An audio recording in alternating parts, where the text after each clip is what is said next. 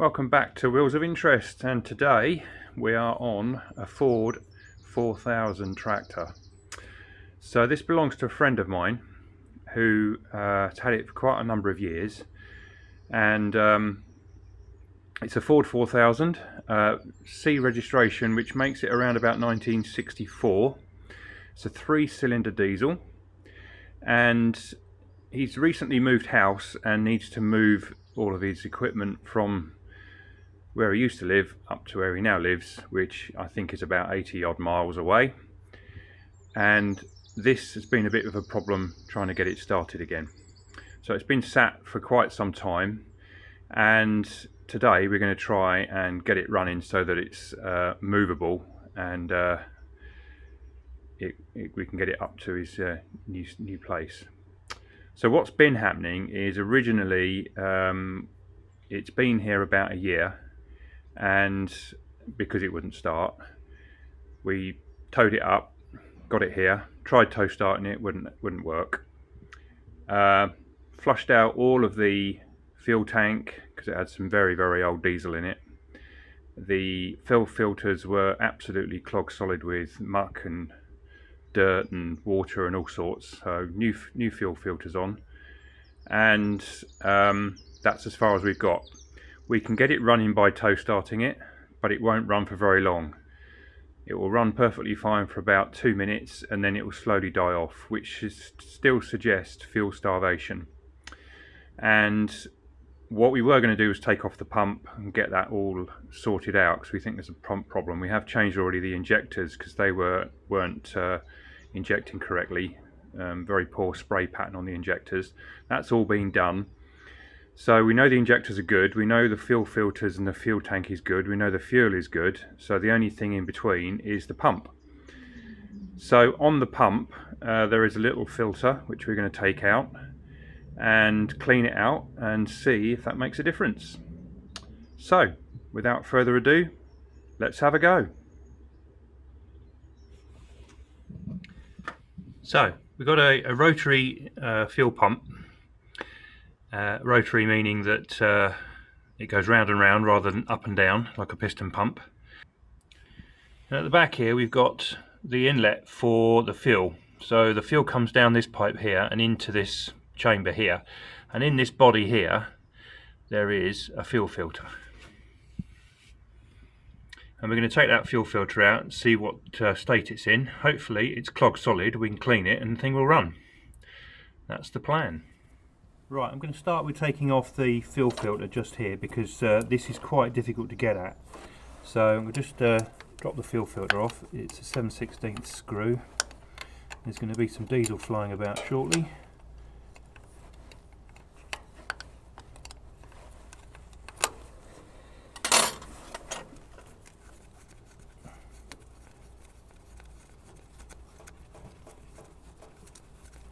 I've already changed these filters.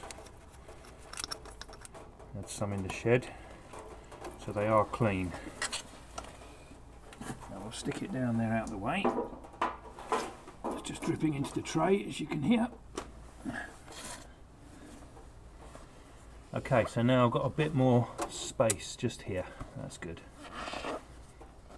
So the next thing is to undo the fuel pipe itself, which is the feed pipe. And that's just out of shot, so bear with me for a second. And it's on a Jubilee clip, or hose clip.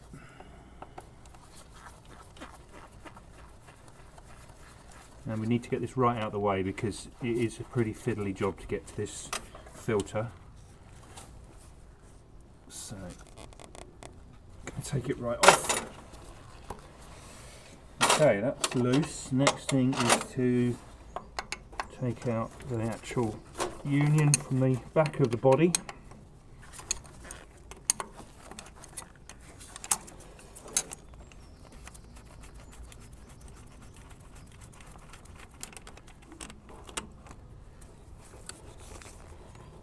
And the whole thing it'll actually pivot out the way, so I don't need to take it right off.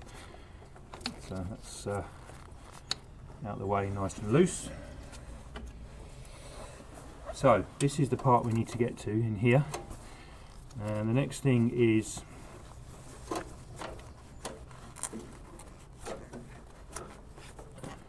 clean round so no more dirt gets inside. Fully. There we go. Just give that. There we go. Got that loosened off. Right, now I've got down on the floor, because this is an earth floor in this shed, so we do not want to be dropping anything on the ground in case it disappears.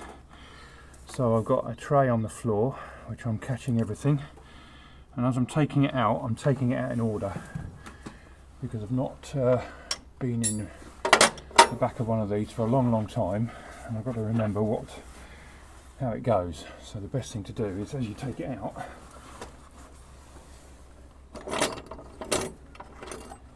put it down in order so that you've got half a chance of putting it back correctly when you're finished.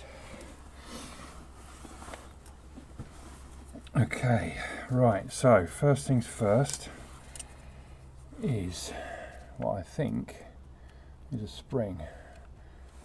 Yeah, there we go. Excuse my hands. So one spring, that's the next thing. And after that, I'm not hugely sure. So let's see what we can get out with the pick. Again, excuse my hands if I'm in the way.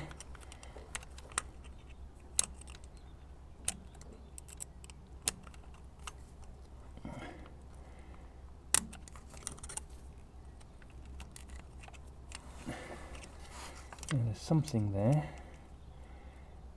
which I think is the filter. Just trying to move it with the pick. I know it's a...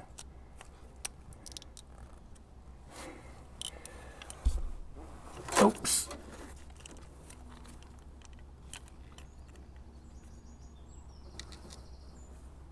There is the filter.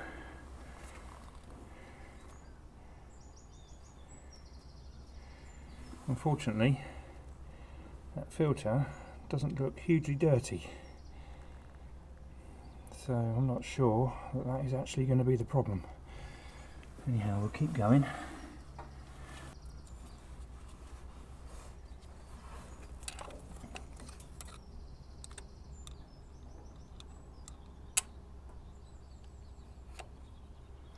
Next is a little boppet valve, by the look of it. Goes in there, and then following on from that, not much else.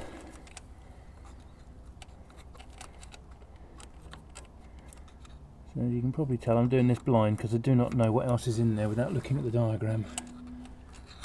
And it's full of fuel in there, so I can't actually see.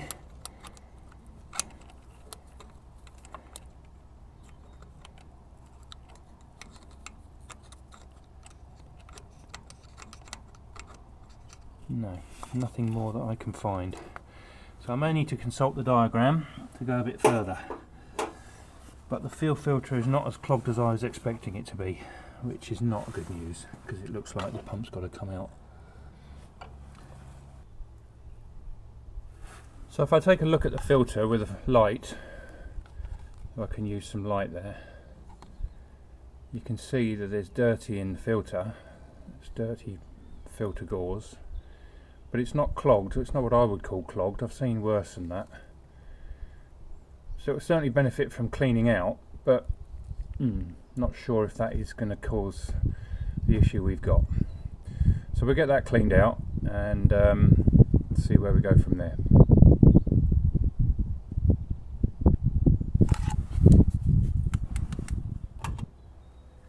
I'm going to have a go at taking this body off the back. So it's in a pretty manky state. So I'm just going to clean off the worst of the dirt, because you do not want dirt inside the diesel pump. 100% definitely not. I can get the worst of it out of the way at least. And when I take the cover off, it's not going to fall inside the rotor, which is inside there. It's a little like a priming rotor, which feeds the pump a little bit more pressure. So it's gravity fed, this one. So from the tank down to the filters, and then gravity fed into this port here. So there's no pressure into that at all. It's just purely gravity that is allowing that fuel to flow into this body here. And inside there's a little rotor, little vane pump, and that's like a priming pump for the main distribution itself.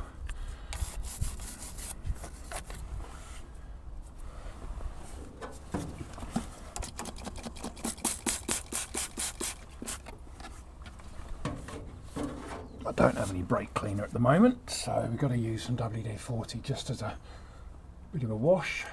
I mean, it's not a good idea to take these pumps apart in the field, which is effectively where I am, but the pump was coming off anyway to have it all overhauled, reconditioned. It's quite an old pump now, I suppose, although we think probably, we're not quite sure, that this engine is a reconditioned engine. I don't know if you can tell, but the cylinder block is red oxide, and the cylinder block is red oxide, but the cylinder head is blue. So it looks like it's had a short engine at some point in its life. Well, it is 60 years old, so there's every chance that it's had a replacement engine in it. Right, so in theory, this one at the back is going to be a problem. But yeah, listen, what's the worst that can happen? Pump was coming off anyway. If you've still got to send it away to be redone, I mean, you can't do one of these on the bench without all the proper equipment. Not at home, at least. You need the proper setup equipment to get it calibrated properly and set up and checked over, all the checks needed to do on an overhaul. So if we've still got to do that, we've got to do that. Nothing ventured, nothing gained really in this situation.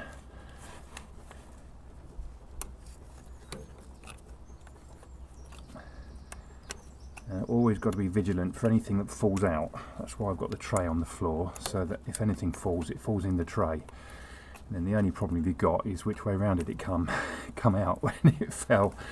But if you've got a book on one of these, then you'll get a diagram, so you'll be able to work out how it all goes back together. And these are CAV pumps, common pumps called DPA pump, rotary pump.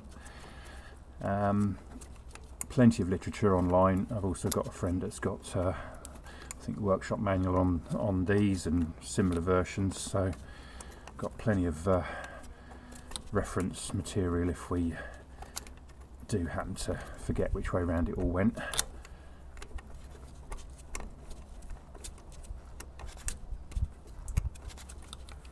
Tight all the way. Both of them. These difficult ones are easy to get out.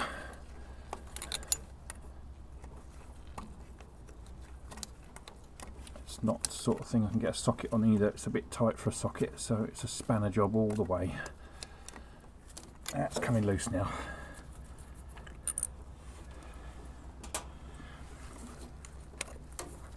And that's made that one loose too by the look of it. That's it's loose with a spanner, but not with your fingers. So maybe a couple more turns, and the diesel will help lubricate it as well. It goes tight every half turn, so such is life.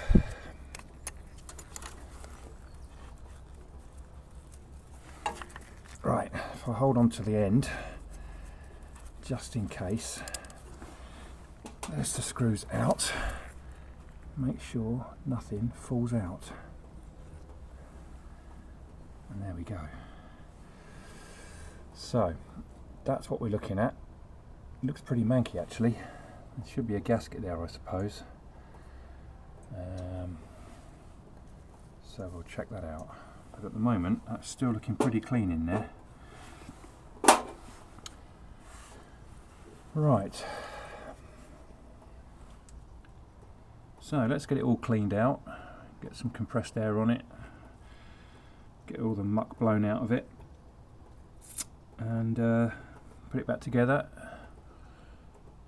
I'll bring you back after that.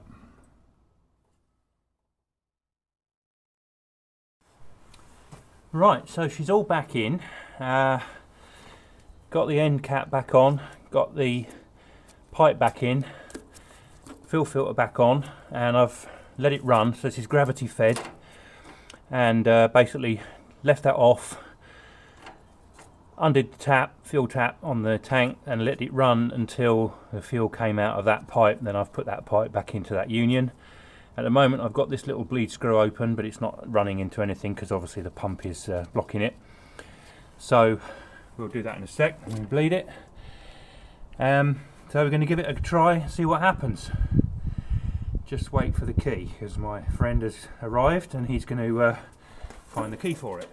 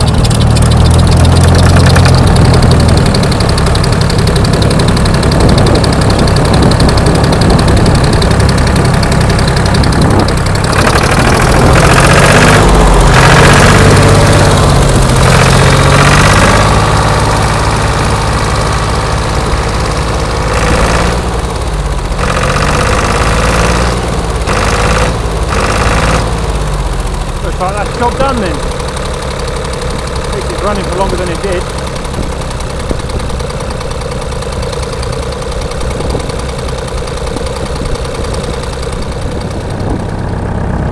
I think we can call that a little win. Another rainy day in England, but a little bit of success. So there's our little win for the day. We got it running, towed it around the field in the pouring rain. More of a convenience job today because I can't really do a lot with the weather the way it is and the chimney being outside. So I thought we'd have a go at getting this going. And cleaning that filter out the back of the pump there has certainly helped the thing run for longer than it was running, that's for sure. But it won't start on the key. It's got a fairly lazy starter on it, so I think the other thing we'll do with it is we'll probably get a new starter motor so that the cranking speeds increase. It's quite critical on these, apparently. We've read up to find that out. But yeah, it was quite fun towing this thing around. So chucking it with rain. Forgot to turn the fuel back on after I'd bled the filters. So that doesn't help, trying to start a tractor with no fuel switched on. But eventually we got it going, and it ran for quite some time, enough to drive it around the field, which is way more than it's done for a long time. But I think we can get the pump off, get the pump reconditioned as well, get the starter motor changed so that it starts on the key. It's not quite running as sweet and smooth as it should be, so I think the pump could do with a bit of a clean up and a fettle. So when I do that, we'll get the video camera out again, and we'll make a little series out of it. I don't know when that's going to be, because it's not exactly top priority, this job. So yeah, please like and subscribe if you enjoyed the video, and I'll catch you on the next one. Take care and bye for now.